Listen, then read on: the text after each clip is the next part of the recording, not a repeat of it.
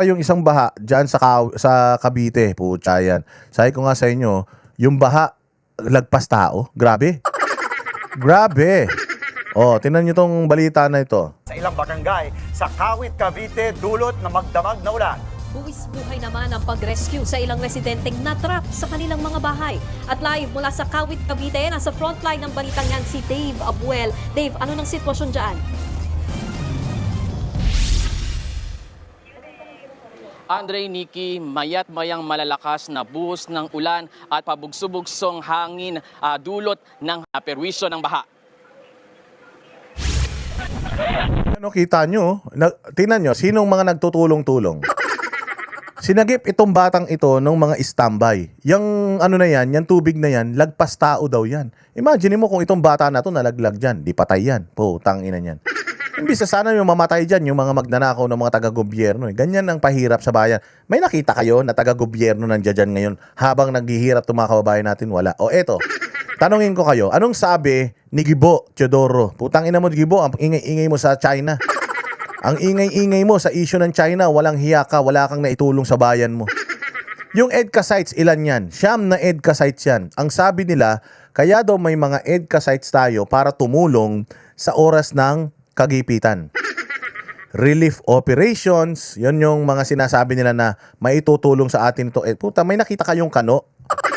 May nakita kayong kano na naka-uniforme ng militar na nandito ngayon nakalubog sa baha para tulungan yung mga kababayan natin habang siyam na EDCA sites yung ibinigay natin sa mga gagong yan? Wala.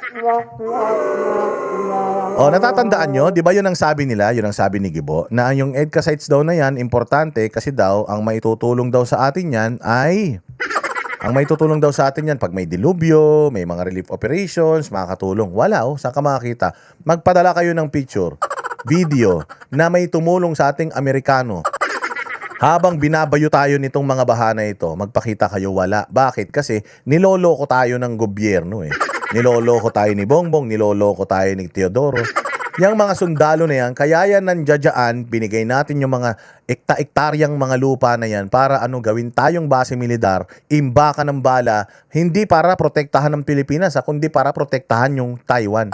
Tangina nyo, gusto nyo palang protektahan yung Taiwan, bakit hindi kayo doon nagtayo ng mga base militar nyo? Bakit dito? Kundi ba gagong mga taga-gobyerno natin? Imaginein mo yan, hindi natin away. Nakikisali tayo, namigay pa tayo ng mga lupa dyan sa mga Amerikano na yan para gawin tayong tambayan. Oh, tama o mali? Hindi ba tama? Yan ang sinasabi ko sa inyo. Hinahanap nyo ba yan? Natatandaan nyo pa yan? Pinaalala ko lang. Pero oo nga no, yung EDCA sites nga, sabi nila tutulong daw. Oo, ngayon, ilang araw na tayong binaba, mula Miyerkules hanggang ngayon, Lunes. May nakita na kayo? Yung si Bongbong nga, hindi nyo makita, kano pa. Si Bongbong nga, hindi natin napagkikita kung nasaan yung mga Amerikano pa. Pero sana man lang, sinisingil ito ng mga aktivista, anak bayan, mga ganyan, di ba? Yung mga may ingay sa impeachment ni BP Sara, di ba, Letsky dyan sa Amerika, watching from Texas, konting tulong. So, sobrang laking tulong yan, mapupunta ka sa langit. Yung iba nanonood dito na mga taga Batangas, mga taga Tanawan, tanaw lang ng tanaw, bahala kayo, di kayo mapupunta sa langit. Di ba? O, yan yung sinasabi ko, bakit hindi sila sinisingil neto ng mga nandiyan dyan sa impeachment ngayon, sinisingil si Inday sa 70 million. 70 million ah! Sinisingil natin si Inday Sara, gumagastos tayo 25 million buwan, araw-araw. Tapos 70 million lang yung hindi pa accountable, hindi pa naman pala final yung report nitong hayop na COA na ito. Tapos parang para sa mga congressman, ninakaw na ng opisina ni Inday Sara yung pera. Samantalang itong mga ninakaw sa atin, PDIC, PhilHealth, yung ninakaw sa atin sa PhilHealth, yung ninakaw sa atin sa sa Maharlika Investment Fund, yung mga ginto na ibinenta natin, ba't di nila hinahanap? Putang ina, paano? Alam niyo si Bongbong Marcos, minaster niya ang corruption sa Pilipinas. Minaster ni Bongbong, papaano? Yung tatay niya nagnakaw, sinarili nila. Nung nagnakaw yung kanilang tatay, noong panahon, sinarili nila, nilagay nila sa Switzerland, nilagay nila sa Amerika, yung pera sinarili nila. Kaya nagreklamo mga NPA, nagreklamo mga makakaliwa, nagreklamo yung mga pulis, nagreklamo yung mga sundalo, nagreklamo mainstream media. Kasi sinarili ni Bongbong, ay ni Marcos Sr. yung pera. Ang talino ni Bongbong, sabi niya, pag nanalo ako, i-redeem ko yung pangalan ng tatay ko. Akala ko, i-redeem niya yung mga ginawa ng tatay niyang pagnanakaw, hindi siya magnanakaw, gagalingan niya. Yung pala, mas nakuha pala niya, ito mali ng tatay ko, kaya pala niya kinakausap yung tatay niya. Pa, presidente na ako, anong gagawin ko? Sabi ng tatay niya, galingan mo. Dati, masyado akong sugapa. Ngayon, lahat ng nanakawin mo anak, i-share mo. I-share mo sa pulis, sa sundalo, mainstream media, NPA, mga makabayan black, congressman, senator.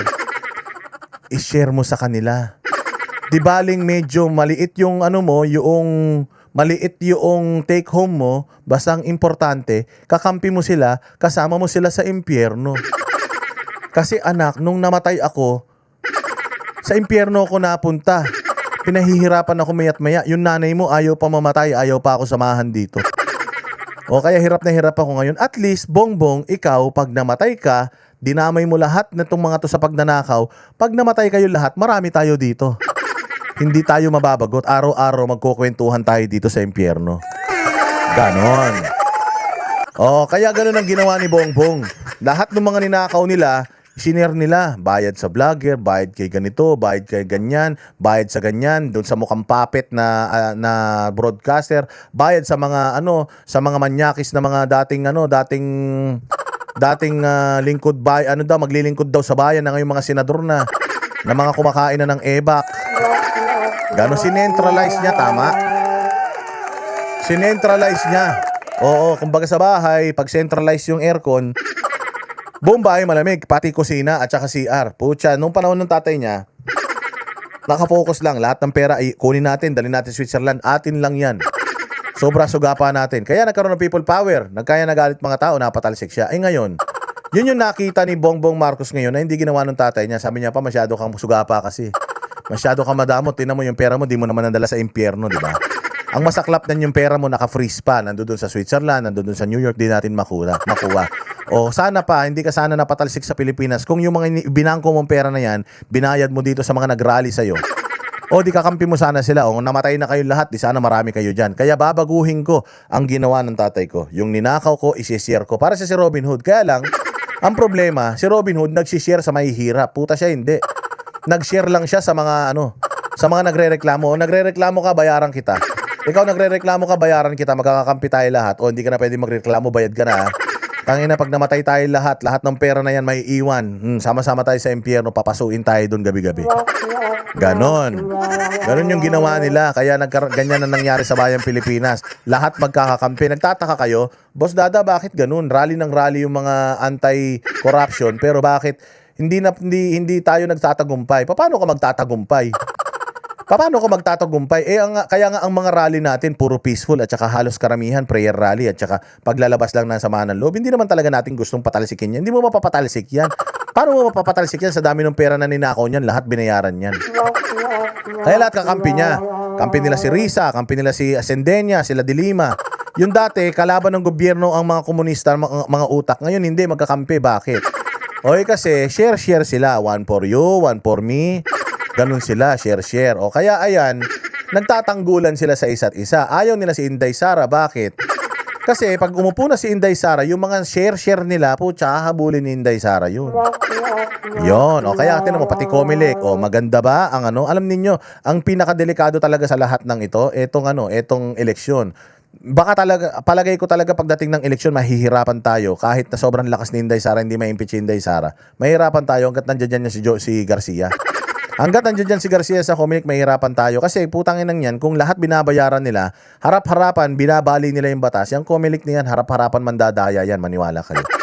Maniwala kayo, yun ang problema natin pag natalo tayo dyan sa Comelec, sa eleksyon, kung magkakaroon ng eleksyon, kung matatalo tayo dahil tangina niyan, magnanakaw din yun nandiyan dyan sa Comelec, dun tayo yari. Let's just cross the bridge when we get there. Hindi talaga tayo yung mga lahat ng mga people power ngayon na ine-expect ninyo. Kaya nga ako nagpupunta kaya kayo dapat magpunta kahit umuwi kayo. At least man lang may pakita natin yung ating yung ating pakikiisa. Pero di na ako pupunta diyan kasi hindi naman mawawala yan si Bongbong. Mali yun, hindi naman yun ang gusto ng mga rally. Yung mga rally hindi naman gusto na mawala si Bongbong. Gusto ng mga rally magising si Bongbong. Baka sakali etong 2 taon ayusin niya yung trabaho niya. 'Di ba? Javid Porong.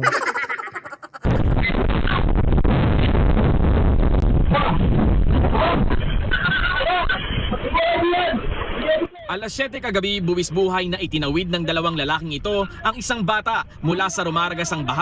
Taga-EDCA site yan.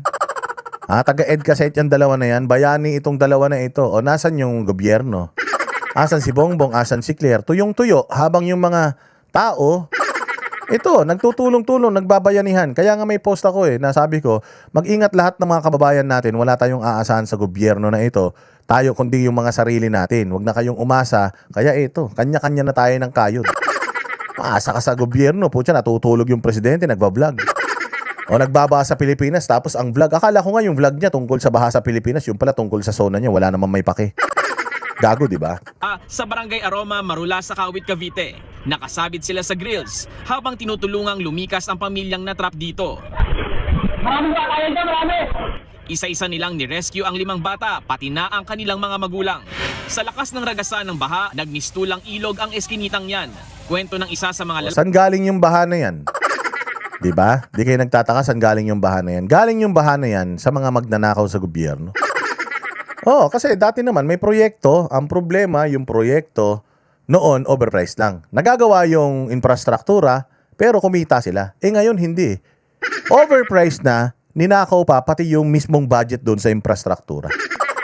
Halimbawa may gagawin na tulay. Yung tulay na yun 1 billion lang. Gagawin nilang 4 na billion yun. Tas nanakawin nila yung 3 billion paghahati-hatian nila. Ngayon iba.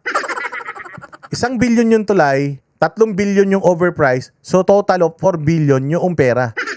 Ang paghahati-hatian nila yung 4 billion. 4 billion. So ibig sabihin, pag pinaghati-hatian mo yung 4 billion, wala na yung tulay. Babudgetan na lang natin ulit next year. Budgetan natin ulit next year yung tulay. Tapos nanakawin natin ulit. Tapos budgetan natin ulit, tapos nakawin natin ulit. Ganun ang ginagawa nila Okay, sabi ko nga sa inyo, mali, pero okay na. Naninanakaw nyo yung pera ng taong bayan, pero yung proyekto gawa. Yung problema, pati yung pera sa in-overprice nyo na, putya, pati yung mismong pera para sa proyekto, ninanakaw nyo pa Tangina, ang tindi nyo, wala kayong kabusugan. Hindi kayo nahihiya kay Lupin III. Buti pa si Lupin, kahit pa paano nagtitira, kayo hindi Inubos nyo talaga Laki sa video na si Daniel, sa kabila ng mabilis na pagtaas ng baha, hindi na siya nagdalawang isip at tumulong sa mga rescuer sa pagsalba ng mga natrap nilang kapitbahay. Nagre-rescue po kami noon, biglang may naririnig po kami isang pamilya na Kuya Daniel Aliscad, salamat sa iyo, palakpakan. Palakpakan natin si Daniel Aliscad. At saka si Joyce 8975, palakpakan natin, mahusay ka, mapupunta ka sa langit. Kahit di ka nagpakulay dito, Daniel Aliscad, sa langit ka mapupunta dahil matindi yung tulong na ginawa mo. Sa bayang Pilipinas, mabuhay ka, mas mabuti pa ikaw may silbi, si Bongbong wala.